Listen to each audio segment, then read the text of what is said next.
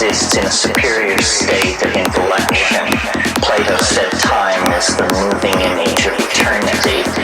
My notion of God's cognition is simply the regarding of all points in the space-time continuum with equal clarity.